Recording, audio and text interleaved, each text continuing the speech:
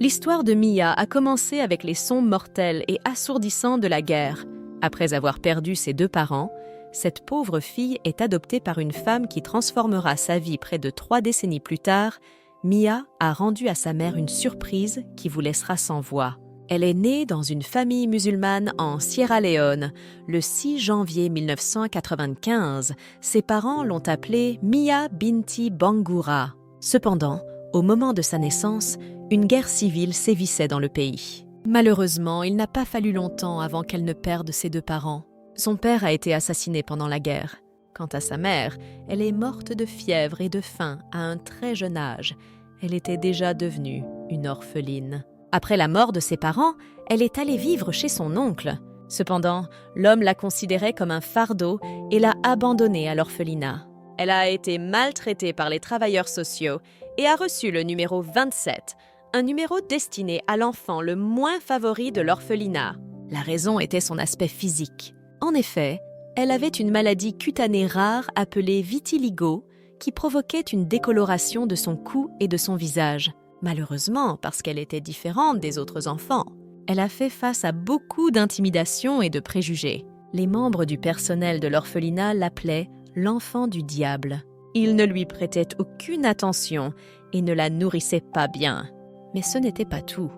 Ils la jugeaient également peu attrayante et inapte à l'adoption car la petite fille n'avait nulle part où aller. Elle a dû passer son enfance dans des conditions terribles. Heureusement, elle a trouvé du réconfort auprès d'une autre fille noire de l'orphelinat. Étonnamment, la fille s'appelait également Ma Binti et portait le numéro 26. Les 2 filles sont devenues les meilleures amies et ont apprécié la compagnie l'une de l'autre. Malgré l'intimidation des autres enfants et adultes, elles aimaient jouer, manger et aller à l'école ensemble. Un jour, assises à l'extérieur de l'orphelinat, quelque chose de vraiment remarquable s'est produit. Augusta Wynne a soufflé dans un ancien magazine de danse, juste devant Minty. La couverture du magazine présentait la photo d'une ballerine à la peau claire qui se tenait sur la pointe des pieds dans un tutu rose. La danseuse avait l'air si belle et heureuse. La photo a captivé son regard et elle a réalisé que suivre le même chemin la rendrait heureuse. Ainsi, Minty a décidé de devenir une ballerine professionnelle. Lorsqu'elle est devenue adulte, la jeune fille a pris la couverture du magazine et l'a cachée sous sa culotte. Maintenant, elle avait un rêve pour lequel vivre. Mais d'abord, elle a dû faire face à davantage de souffrances. Son professeur préféré a été assassiné par des rebelles et le refuge où elle vivait a été bombardé. Par conséquent, elle a dû marcher de nombreux kilomètres jusqu'au prochain camp de réfugiés. Elle est restée avec son amie et d'autres enfants. Bien qu'elle ait vu beaucoup de choses horribles, sa souffrance était sur le point de prendre fin. En 1999, une femme nommée Hélène de RNS est venue la secourir. La femme qui vivait dans le New Jersey avait toujours rêvé d'adopter des enfants d'Afrique. En fait, elle n'avait que 10 ans lorsqu'elle a décidé qu'elle allait avoir une grande famille, remplie d'enfants adoptés ayant besoin d'amour et de soins. Initialement, elle et son mari Charles voulaient juste adopter l'autre Mia Binti, le numéro 26. Mais avant de partir en voyage en Sierra Leone pour adopter une fille, quelque chose qu'elle n'avait jamais prévu s'est produit un jour alors qu'elle se reposait chez elle. Elle a reçu un appel de l'agence d'adoption qui l'a laissée perplexe. J'ai reçu un appel de l'agence d'adoption. Ils m'ont demandé laquelle des Mia Binti je voulais adopter car il y en avait 2. J'ai été surprise. Alors j'ai posé plus de questions. Ils m'ont dit l'autre Mia Binti, le numéro 27, avait été rejeté par 12 familles à cause de son vitiligo. La femme a expliqué qu'à cette découverte, l'activiste des droits civiques était brisée de cœur sans perdre beaucoup de temps. Elle a pris une grande décision et a dit à l'agence qu'elle adopterait les 2 filles. Elle n'avait pas de problème avec un enfant qui avait des taches sur le corps. Ensuite, Hélène a appelé son mari qui était en voyage d'affaires et leur a dit qu'elle allait adopter une 2e fille. L'homme a été surpris au début, mais a donné à sa femme le feu vert. Les jours ont passé et il était enfin temps d'amener les filles africaines chez elle. Un week-end, Hélène a voyagé jusqu'à l'orphelinat en Sierra Leone. Lorsqu'elle est arrivée là-bas, elle a réalisé à quel point Mia Binti numéro 27 doutait d'être adoptée. La voir pour la première fois a presque provoqué des larmes dans mes yeux.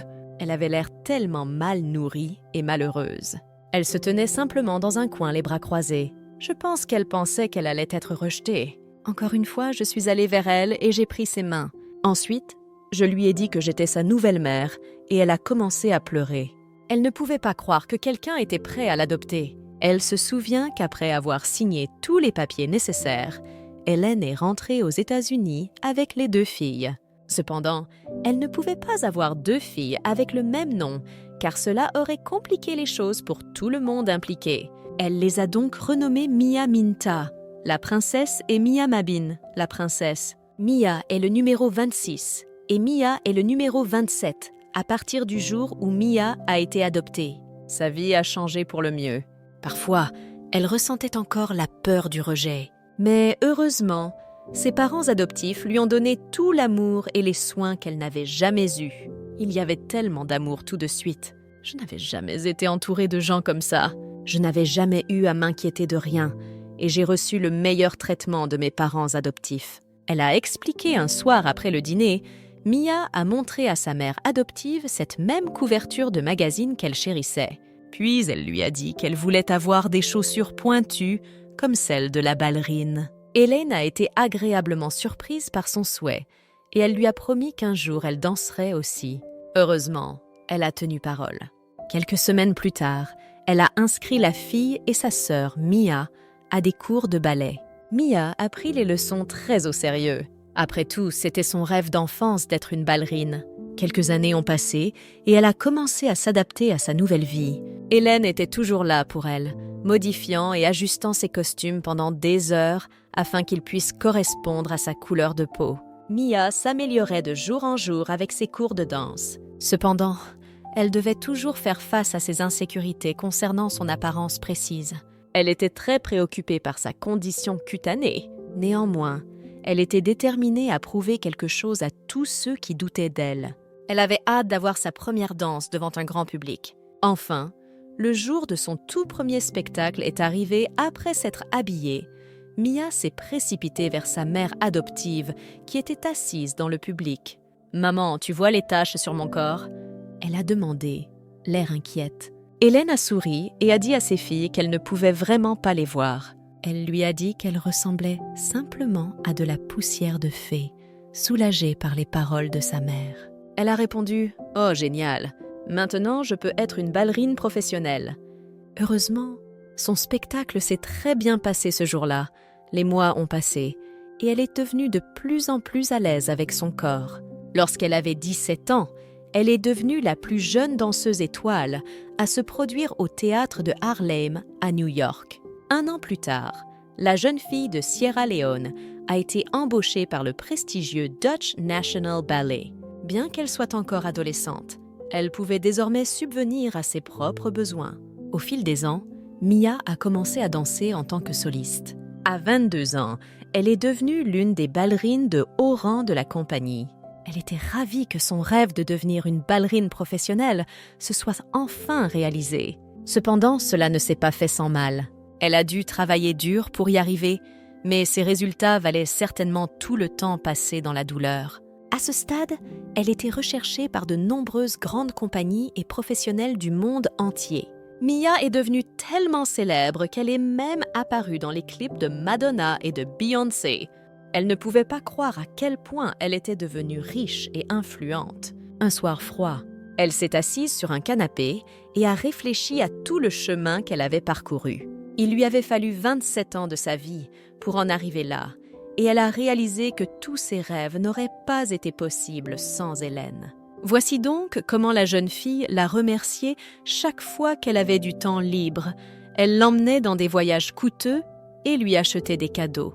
Parfois, elle voyage dans une autre ville et y passe des semaines. Mais ce n'était pas tout ce qu'elle faisait. Elle lui a aussi acheté une belle voiture. Hélène ne pouvait pas croire à quel point sa fille la traitait bien et était heureuse d'avoir une fille qui l'aimait clairement beaucoup et était reconnaissante pour son soutien indéfectible.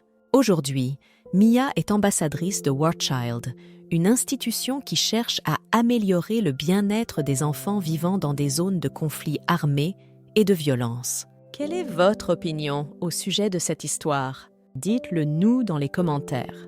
Merci de l'avoir regardé jusqu'à la fin. Surtout, n'oubliez pas de la liker et de la partager avec vos amis. À très bientôt.